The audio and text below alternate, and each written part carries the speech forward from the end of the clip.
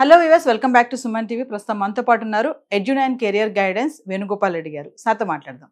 నమస్తే సార్. నమస్కారం madam. Sir, మరి జనవరి ఫస్ట్ సెషన్ అయిపోయింది, జేఈ మెయిన్స్ 2025. చూసుకుంటే పర్సెంటైల్ వైజ్గా చూద్దాం. ఈ వీడియోలో మేమేంటంటే 99 to 100%, తర్వాత 97 to 98, 98 to 99 ఇలా పర్సెంటైల్ వైజ్గా చూసుకుంటే వీళ్ళు జేఈ అడ్వాన్స్కి ప్రిపేర్ అవ్వచ్చా, లేదంటే ఇతర ఎగ్జామ్స్ కూడా ఏమైనా రాయొచ్చా, ఛాన్సెస్ ఉన్నాయా, ఏ ఎగ్జామ్స్ రాయకూడదు అంటే ఒక్కసారి మా స్టూడెంట్స్ కోసం. సో సుమన్ టీవీ వ్యూయర్స్ అందరికీ నమస్కారం అండి. నా పేరు Venugopal Reddy, Edunine career guidance అని చెప్పేసి గత 20 సంవత్సరాల నుంచి మేము ఎడ్యుకేషన్ ఫీల్డ్లో ఉన్నాము. సో ఈ ఎక్స్పీరియన్స్ని ఉపయోగించుకొని ఇప్పుడు అన్నెసరీ ఎగ్జామ్స్ చాలామంది రాస్తూ ఉంటారు, అవసరమైన ఎగ్జామ్స్ మిస్ అయిపోతూ ఉంటారు మేడం.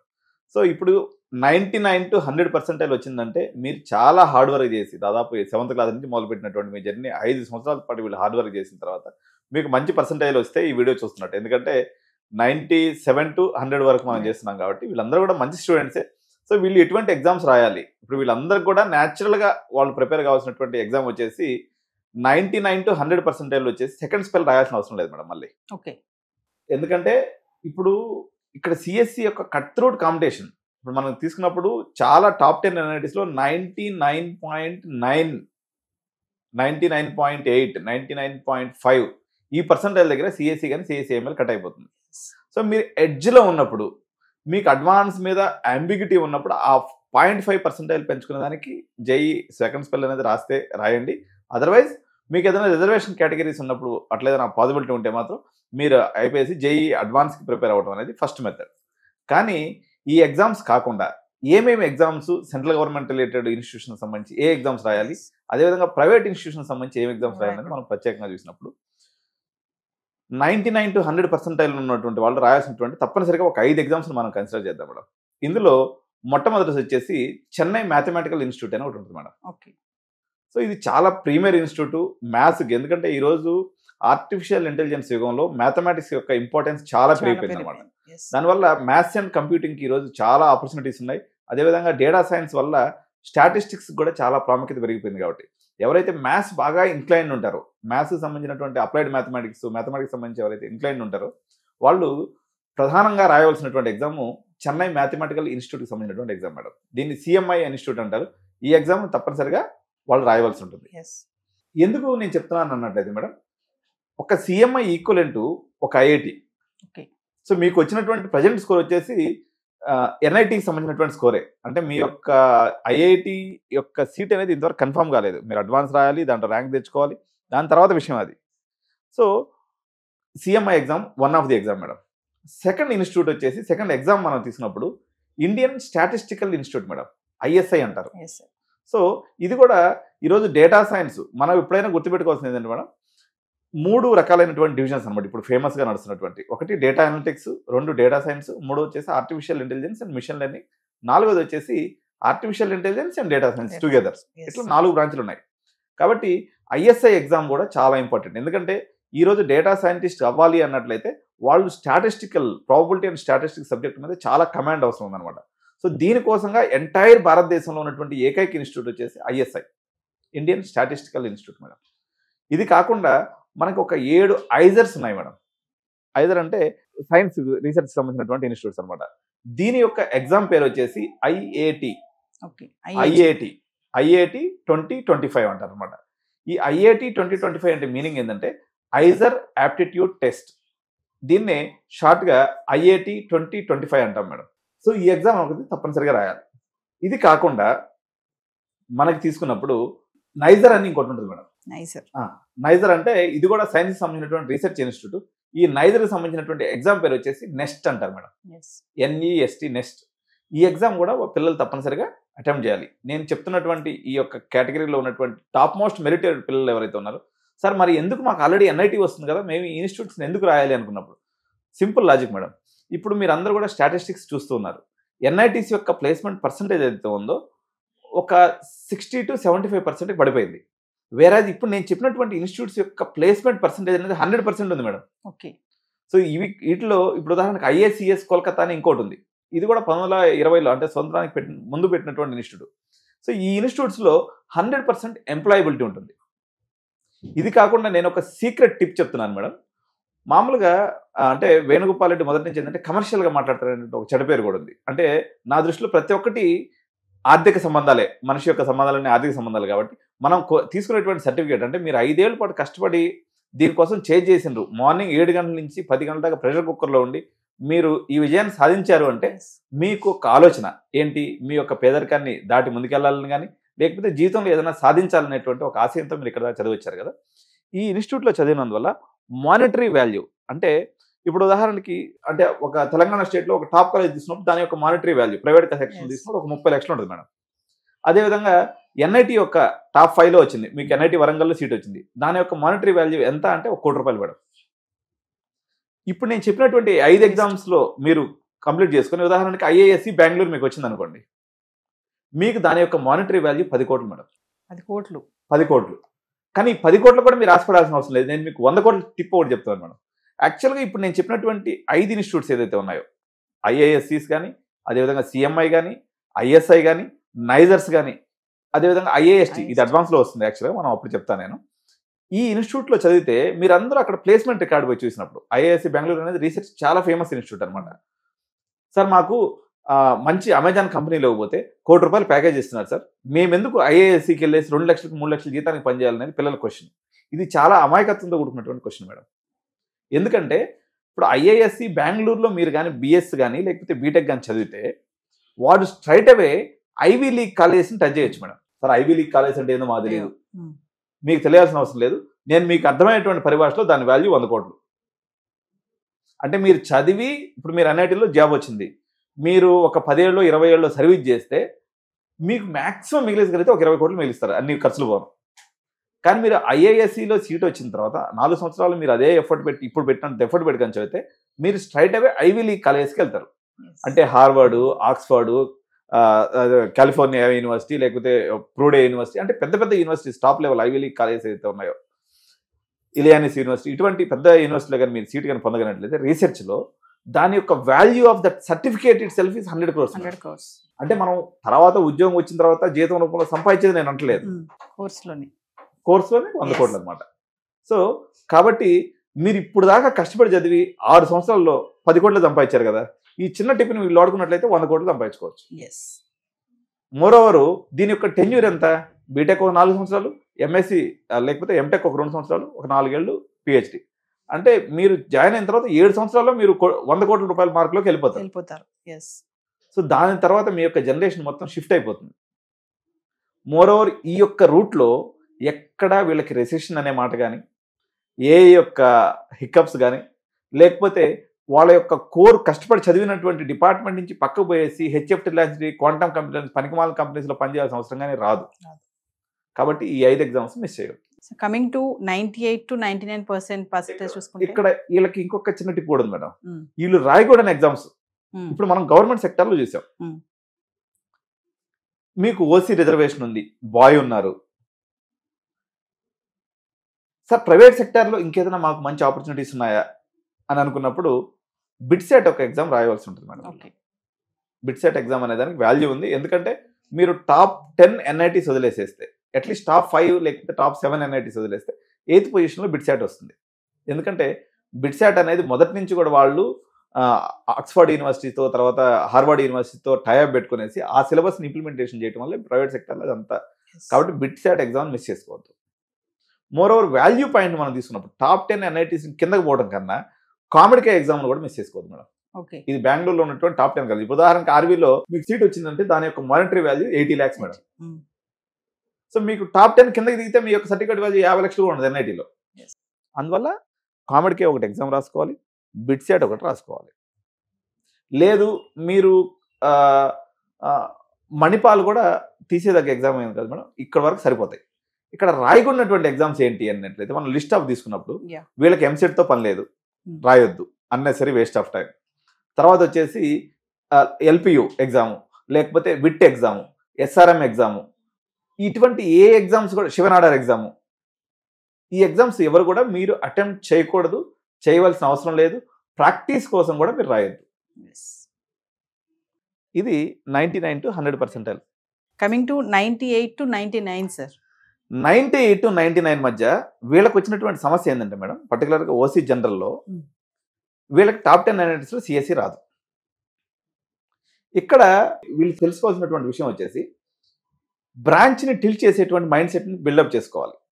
అంటే సిఎస్సిలో మనకి సిరీస్ ఉంది కదా మేడం, ఇప్పుడున్న టెండెన్సీలో సిఎస్సి ఏఐడిఎస్ ఫస్ట్ ప్లేస్లో, సిఎస్సి ఏఎంఎల్ సెకండ్ ప్లేస్లో, జనరల్ సిఎస్సి థర్డ్ ప్లేస్లో, ఫోర్త్ ప్లేస్లో డేటా సైన్స్. ఏ బ్రాంచ్ వచ్చినప్పుడు కూడా మీరు టాప్ 10 NITsలో ద మెథడాలజీ ఆఫ్ టీచింగ్ తీసుకున్నప్పుడు మేడం, వాళ్ళకి ఏ బ్రాంచ్ తీసుకున్నా ఒకటే మేడం, పెద్ద వేరియేషన్ అనేది ఉండదు. ఇంకోటి ఇంటర్ డిసిప్లినరీ జాబ్స్ అనేవి ఇప్పుడు వచ్చేసినాయి. ఇంటర్ డిసిప్లినరీ జాబ్స్ అంటే మీరు ఈసీఈ తీసుకున్నా, లేకపోతే ఈసీలో విఎల్ఎస్ఏ లాంటి బ్రాంచ్ తీసుకున్నా, లేకపోతే ఈవెన్ సివిల్ తీసుకున్నప్పటికి కూడా వాళ్ళు సివిల్ విత్ ఆర్టిఫిషియల్ ఇంటెలిజెన్స్ అనేది మైనర్స్ అనేది ఇప్పుడు ఇంట్రడ్యూస్ చేయడం జరిగింది. సో దాంతో సంబంధం లేకుండా మీరు focus on top 10 NITs. Same వీళ్ళకి కూడా ఏంటంటే ఒకవేళ ఈ 98% వచ్చిన వాళ్ళు ఎవరైతే ఉన్నారో మేడం, వీళ్ళు 99% వచ్చిన వాళ్ళకన్నా వేరియేషన్ అనేది వెంట్రుక వాసిలో జరిగినటువంటి ఒక రాంగ్ ఆన్సర్ పెట్టినందువల్ల ఒక మార్కులో వీళ్ళు పడిపోయి ఉంటారు. సో వీళ్ళకి ఏంటంటే ఇప్పుడు నేను ఇందాక చెప్పినటువంటి 5 ఎగ్జామ్స్ రాసినందువల్ల 5 సార్లు జేఈ రాసినంత విధానం అనేది వస్తుంది అనమాట. అంటే ఇప్పుడు మీరు ఎగ్జామ్ క్లియర్గా పోవటం వల్ల, లేకపోతే టెన్షన్ పడటం వల్ల, ఏదో ఒక కారణం వల్ల మీకు పర్సంటేజ్ తగ్గిందని మీరు భావించినట్లయితే ఫోకస్డ్గా ఈ 6-7 ఎగ్జామ్స్ రాసుకుంటే వాళ్ళకి డెఫినెట్గా మళ్ళీ ఆపర్చునిటీ అనేది వస్తుంది. ఒకటి రెండో స్పెల్కి ట్రై చేయటం, లేకపోతే ఏప్రిల్ అటెంప్ట్కి ట్రై చేయటం ఒకటైతే, రెండోది ఈ 5 ఎగ్జామ్స్ని కూడా మీరు ఫీల్ ఫ్రీగా పోయి రాయండి. ఆల్రెడీ మాకు NITsలో ఏదో ఒక సీటు రిజర్వ్ అయిపోయి ఉంది, మాకు ఇప్పుడు ఎటువంటి టెన్షన్ లేదు అనే ఉద్దేశంతో సేమ్ ఇప్పుడు నేను చెప్పినటువంటి ఎగ్జామ్స్ ఏదైతే ఉన్నాయో వాటితో పాటుగా బిట్సెట్ ప్లస్ మన మణిపాల్ అనుకోండి, లేకపోతే కామెడీకి అనుకోండి, ఇటువంటి ఎగ్జామ్స్ రాస్తే వీళ్ళు సరిపోతుంది. వీళ్ళు రాయకూడనటువంటి ఎగ్జామ్స్ సేమ్ మేడం, ఇప్పుడు వీళ్ళకి కూడా ఒకటే పంచాయతీ, వీళ్ళు కూడా ఎట్టి పరిస్థితుల్లో ఎంసెట్ రాయొద్దు. అంటే ఇక్కడ కొన్ని ప్రత్యేకమైన పరిస్థితులు ఉంటాయి మేడం. పర్టికులర్గా లోకల్గా మీరు తప్పదు అని అనుకున్నటువంటి పరిస్థితుల్లో కూడా మీరు ఎంసెట్ రాయాల్సిన అవసరం లేదు. కారణం ఏంటంటే మేడం, ప్రతి స్టేట్లో పర్టికులర్గా మన తెలంగాణ స్టేట్లో తీసుకున్నప్పుడు బి కేటగిరీ అడ్మిషన్స్ అని ఉంటాయి మేడం. ఈ బి కేటగిరీ అడ్మిషన్స్లో ఈ 98% వచ్చిన వాళ్ళకి సిబిఐటి కానీ, వాసవి కానీ, విఎన్ఆర్ కానీ స్ట్రైట్ అవే వాళ్ళు పోగానే సీట్ ఇచ్చేస్తాయి. వీళ్ళు కాలేజ్ ఫీజు రూపాయికి మించి ₹1 కూడా ఎక్స్ట్రా కట్టే అవసరం లేదు. ఈ పరిస్థితి వాళ్ళకి ఆల్రెడీ వాళ్ళు అచీవ్ చేస్తున్నప్పుడు మళ్ళీ ఇంకొకసారి పోయి ఎంసెట్ రాసేసి దాంట్లో వెళ్ళటం అనేది కరెక్ట్ అయినటువంటి విధానం కాదు. అవసరం లేదు. Already you reserved your seat. మీకు తెలంగాణలో ఉన్నటువంటి టాప్ 3 కాలేజీలో సీట్ వచ్చేసింది ఇప్పుడు ఆల్రెడీ. కాబట్టి మళ్ళీ నువ్వు పోయి ఎంసెట్ రాసి, మళ్ళీ ఏపీలో ఎంసెట్ రాసి, మళ్ళీ అక్కడికి తర్జన పడే బదులు ఈ ఖర్చు పెట్టేటువంటి ఎనర్జీ ఏదైతే ఉందో మీరు మెయిన్స్ మీద ఫోకస్ చేయండి, లేదా అడ్వాన్స్ మీద ఫోకస్ చేయండి, లేకపోతే ఈ నేషనల్ వైడ్ ఉన్నటువంటి ఎగ్జామ్స్ మీద ఫోకస్ చేయమని చెప్పి. సో ఇంకొంచెం కిందకు వస్తే మనము 97 to 98% వచ్చిన వాళ్ళ గురించి, ఈ 97, 98 బార్డర్ మేడం.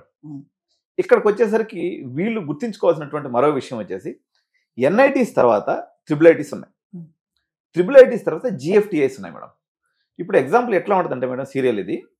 ఫస్ట్ మనం ఏం చేస్తాం, NIT మన Trichy, NIT Surathkal, NIT Warangal, NIT Jaipur, NIT ఇట్లా మనం పెట్టుకుంటూ వచ్చినప్పుడు టాప్ 10 NITs అవ్వగానే, లేకపోతే టాప్ 6 NIT అవ్వగానే IIITs ఒక 2-3 పెట్టుకోవాలి.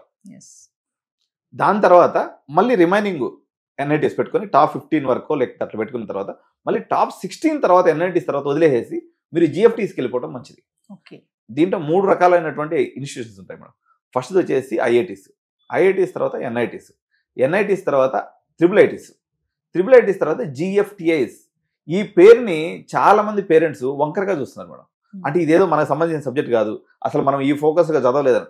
GFTIs అంటే ఏం లేదండి, government funded technical institutions madam. యాక్చువల్గా దీంట్లో కూడా చాలా మంచి ఇన్స్టిట్యూషన్స్ ఉంటాయి. ప్రతి స్టేట్కి ఒక పెద్ద ఇన్స్టిట్యూషన్ ఉంటుంది అనమాట. సో ఈ టాప్ 5 GFTIs కూడా ఈక్వలెంట్ టు NITs లెవెల్లో పెర్ఫామ్ చేస్తూ ఉంటాయి. కాబట్టి GFTIs ఆప్షన్స్ కూడా మనం పెట్టుకోవచ్చు. రిజర్వ్డ్ కేటగిరీలో ఉన్నటువంటి ఇంకోటి ఏంటంటే మేడం, ఈ GFTIs ఇన్స్టిట్యూట్స్ ఏదైతే ఉన్నాయో ప్రతి ఇన్స్టిట్యూట్ 100 నుంచి 500 ఎకరాల్లో ఉంటుంది మేడం. చాలా పెద్ద విశాలమైనటువంటి ప్రాంగణం కలిగి ఉంటుంది. కాకపోతే వీళ్ళు ఓరియంటేషన్ ఆఫ్ NITs అంత ఉండదు అని అంటారు, కానీ అది ఇక్కడ వరకు టాప్ 15 NITs వదిలిపెట్టేస్తే రిమైనింగ్ దాంట్లో కూడా పెద్ద ఓరియంటేషన్ ఉండదు. పర్టికులర్గా మనకు నార్త్ ఈస్ట్లో పోయేసి ఇప్పుడు మణిపూర్, ఇంపాల్, అరుణాచల్ ప్రదేశ్, నాగాలాండ్ ఎక్కడైతే NITs ఉన్నాయో ఆ NITsలో పోవటం కన్నా మీరు జైపూర్ కానీ, లేకపోతే మనకి ఢిల్లీ కానీ, లేకపోతే మనకి జమ్మూ కాశ్మీర్ కానీ వైష్ణోదేవి జిఎఫ్టీఐ ఉంది మేడం. ఆల్మోస్ట్ అది 100 acres లో బ్యూటిఫుల్ జిఎఫ్టీఐ. గవర్నమెంట్ అనేది ఒక ఎన్ఐటి కన్నా ఎక్కువ ఫండింగ్ దానికి ఇస్తుంది. సో ఇటువంటి ఇన్స్టిట్యూషన్స్ ని జాగ్రత్తగా ప్రొఫెషనల్ ఎక్స్పర్ట్స్ యొక్క గైడెన్స్ తీసుకొని వీళ్ళందరూ ఏం చేస్తారంటే మేడం జోసా కౌన్సిలింగ్ అని నడుస్తుంది. స్ట్రైట్ గా పోతారా సిస్టమ్ ముందు కూర్చొనేసి వాడికి మన ఉంటారు కదా ఈ సేవ మీ సేవలో వాళ్ళు ఉంటారు, వాళ్ళకి ఒక 500 ఇచ్చేసి టక టక టక టక అన్ని ఎన్ఐటీస్ పెట్టేసి కథం అయిపోయింది. ఇక అంటే వీళ్ళు ఇన్నేళ్ళు పడ్డ కష్టాన్ని కరెక్ట్ గా యూటిలైజ్ చేసుకోవడం రాక. సో ఈ యొక్క గైడెన్స్ కోసం జనరల్ గా మనం ఏం చేస్తున్నాం అంటే మొత్తం ఇప్పుడు జోసా కౌన్సిలింగ్ ఈ 97 to 98% ఉన్న వాళ్ళు 5 కౌన్సిలింగ్స్ ఉంటాయి మేడం. జోసా కౌన్సిలింగ్లు మొత్తం 5. అదేవిధంగా జోసా కౌన్సిలింగ్ అయిపోయిన తర్వాత సిశాబ్ అనేది కౌన్సిలింగ్ అంటారు. అంటే మన తెలంగాణ పరిభాషలో తీసుకున్నప్పుడు దీన్ని స్పాట్ అడ్మిషన్ రౌండ్ అంటారు. ఇప్పుడు వాళ్ళు ఏం చేస్తారంటే మనకి ఒక ఎన్ఐటి ఉంది అనుకుంటున్నారు, ఎన్ఐటి వరంగల్ ఉంది, 200 ర్యాంక్ టు 700 ర్యాంక్ అని ఉంటుంది. ఈ 700 ర్యాంక్ అనేది ఎవరిదే అంటే లాస్ట్ స్పాట్ లో చేరినటువంటి వాడిది. వీళ్ళు ఏమనుకుంటారంటే ఓహో 150 నుంచి నేను 700 దాకా ఎక్కడ వచ్చినా నాకు ఎన్ఐటి సీట్ వచ్చేస్తుందని పెట్టేసి గమ్మగా వచ్చేస్తారు. కానీ వాస్తవం అది కాదు.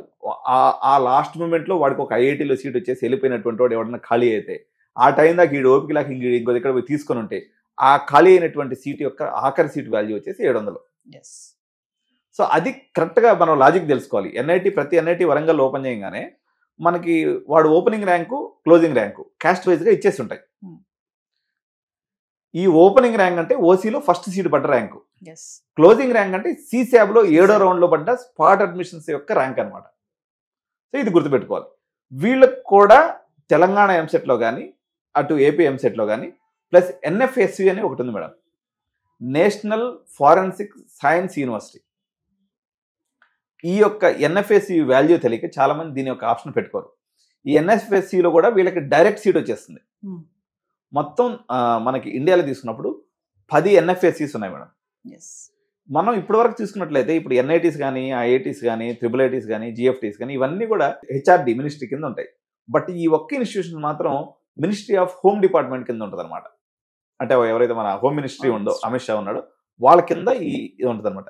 మీరు ఈ ఎన్ఎఫ్ఎస్సిలో కానీ చేరితే ఇది సైబర్ సెక్యూరిటీ సెక్షన్ మేడం. ఇప్పుడు ఎన్ఐటి వరంగల్లో సైబర్ సెక్యూరిటీ మీకు సీట్ వచ్చింది, దానికన్నా ఎన్ఎఫ్ఎస్సిలో మీకు వచ్చినటువంటి సైబర్ సెక్యూరిటీయే విలువైంది. ఎందుకంటే ఇది స్పెషలైజ్డ్ ఇన్స్టిట్యూట్. ఇందాక మనం ఎట్లా చెప్పాము, మ్యాథమెటిక్స్ కోసం సిఎంఐ అని, స్టాటిస్టిక్స్ కోసం ఐఎస్ఐ అని, రీసెర్చ్ కోసం ఆ తర్వాత ఐఐఎస్సి బెంగళూరు అని ఎట్లయితే చెప్తున్నామో ఈ సైబర్ సెక్యూరిటీ డివిజన్లో ఈ ఎన్ఎఫ్ఎస్సి అనేది భారతదేశానికి తలమానికమైన సంస్థ. వీళ్ళు ఇక్కడ కానీ చేరితే ఇంటర్న్షిప్స్ వస్తాయి. వీళ్ళందరూ కూడా పర్టికులర్గా రిజర్వ్డ్ కేటగిరీ కోసం నేను చెప్పేటువంటి మాట ఏంటంటే పర్టికులర్గా ఎస్సీ, ఎస్టీ, తర్వాత బీసీఏ, బీసీసీ ఇట్లయితే పెక్యులర్ బీసీఈ, బీసీ ఇట్లా స్పెషలైజ్డ్ కేటగిరీస్లో వీళ్ళకి 100% గవర్నమెంట్ జాబ్ వచ్చేస్తుంది మేడం. దీంట్లో ఎటువంటి గవర్నమెంట్ జాబ్ వస్తుందంటే సిబిఐ ఆఫీసర్, రా ఆఫీసర్, ఈడీ ఆఫీసర్, తర్వాత డిఆర్డిఓ సైంటిస్ట్, ఇలాంటి గవర్నమెంట్ జాబ్స్ అనేవి వస్తాయి. అంతేకాకుండా నేను ఇందాక చెప్పినటువంటి ఒక దేశానికి 150 కోట్ల భారతదేశం అనేది ఏదైతే ఉందో ఇంత దేశానికి సంబంధించినటువంటి సైబర్ సెక్యూరిటీ సమస్యలు ఎన్నైతే ఉన్నాయో వీటి మొత్తానికి గవర్నమెంట్ లెవెల్లో అడ్రస్ చేసేటువంటి ఏకైక సంస్థ ఎన్ఎఫ్ఎస్సి. అందువల్ల మీకు సెంట్రల్ గవర్నమెంట్ జాబ్ అనేది నల్లేరు మీద నత్తనడక అవుతుంది. ఇప్పుడు ఇంకొంతమంది చెప్తుంటారు మేడం, ఎన్ఐటీస్లో ఈ 97% వచ్చిన వాళ్ళు, సార్ మేము చాలా కలలు కన్నాము, మేము ఎన్ఐటి వరంగల్ వస్తే తప్ప లేకపోతే ఐఐటి ముంబై కానీ ఐఐటి మెడ్రాస్ వస్తే తప్ప మేము ఇది చదవము, మేము పోయేసి ఢిల్లీలో కరోల్ బాగ్లో కూర్చొని ఐఏఎస్ ఐపీఎస్ ఆఫీసర్ ప్రిపేర్ అవుతామని చెప్తూ ఉంటారు. నాకు చాలా మంది ఈ మాట అంటూ ఉంటారు. వీళ్ళందరికీ నేను చెప్పేటువంటి సలహా ఏంటంటే ఒక ఐఏఎస్ ఆఫీసర్కి ఐపీఎస్ ఆఫీసర్కి ఎంత వాల్యూ ఉంటుందో దానికి మించినటువంటి రెట్టించిన వాల్యూ ఒక సిబిఐ ఆఫీసర్కి ఉంటుంది మేడం. ఇది గుర్తించగా పాప మా ఇన్స్టిట్యూట్ని అందరూ గాలికి వదిలేస్తారు. సో వీళ్ళకి వచ్చినటువంటి పర్సంటేజ్లో మంచి ఇన్స్టిట్యూట్ అనమాట అది. అంటే మీకు సిఎస్సి డివిజన్లో ఉండి గవర్నమెంట్ సోకుండి ఐఏఎస్ ఐపీఎస్ చదవాలనేటువంటి ఇంట్లో పేరెంట్స్ చాలా మందికి సోకు ఉంటుంది అనమాట. అంటే వీళ్ళంతా గవర్నమెంట్ ఆఫీసర్లు అయ్యి కష్టపడి చదివిస్తారు పిల్లల్ని. సో వీళ్ళకి ఐఏఎస్ కలలు కంటుంటారు. ఒరే నువ్వు ఎన్ఐటి కొట్టిన తర్వాత కూడా బీటెక్ కంప్లీట్ చేసుకుని ఎన్ఐటీస్లో ఉద్యోగానికి పోకుండా మళ్ళీ వచ్చి కరోల్ బాగులు కూర్చునే పేరెంట్స్ చాలా మంది స్టూడెంట్స్ ఉంటారు. మీ అందరికీ నేను చెప్పేది ఏంటంటే 4 ఏళ్ళు వేస్ట్ చేసుకునే దానికన్నా స్ట్రైట్ అవే ఎన్ఎఫ్ఎస్సికి వెళ్తే మీకు ఒక క్యాడర్లో జాబ్ వస్తుంది. ఆ యొక్క క్యాడర్ జాబ్ ఏదైతే ఉందో మీరు కొట్టేటువంటి జాబ్ ఇది 10 times more than IAS officer కన్నా విలువైంది. ఇది ఒక చిన్న చిన్న లాజిక్స్ మేడం. అంటే సరిగ్గా మెంటర్షిప్ అనేది లేక మెంటర్షిప్ లేకపోతే మాత్రం ఎస్ దీంట్లో ఎందుకంటే మేడం ఇప్పుడు నేను పొద్దున 5 గంటల నుంచి సాయంత్రం పడుకునేటప్పుడు 10 గంటల దాకా నాకు ఇంకా వేరే వ్యాపకం ఉండదు. పిల్లలు రోజు ఒక 15 మంది వస్తారు మేడం మా దగ్గర మెంటర్షిప్ తీసుకున్నటువంటి పేరెంట్స్. ఒక్కొక్కరు వాళ్ళు రీసెర్చ్ చేసింది మొత్తం కూడా నాకు ఇచ్చి చాట్ జీపీటీలో రీఎన్ఫోర్స్మెంట్ మోడల్ అంటారు అనమాట. రీఎన్ఫోర్స్మెంట్ మోడల్ అంటే మీరు ఎంక్వైరీ చేసే కొద్ది చాట్ జీపీటీ అప్డేట్ అవుతూ ఉంటుంది అనమాట. ఈ పేరెంట్స్ అందరూ వచ్చి నన్ను అప్డేట్ చేసిపోతుంటారు 10,000 ఇచ్చి. కాబట్టి ఇది రివర్స్ ఇంజనీరింగ్ అనుకోండి. మీలాంటి పేరెంట్స్ అందరూ రీసెర్చ్ చేసి నాకు వచ్చి చెప్తారు. అది ఎక్కడైతే మీకు అవసరం ఉంటుందో దాన్ని నేను మీకు కస్టమైజ్ చేసి చెప్తాను. ఇంతే madam counselling. Thank you sir.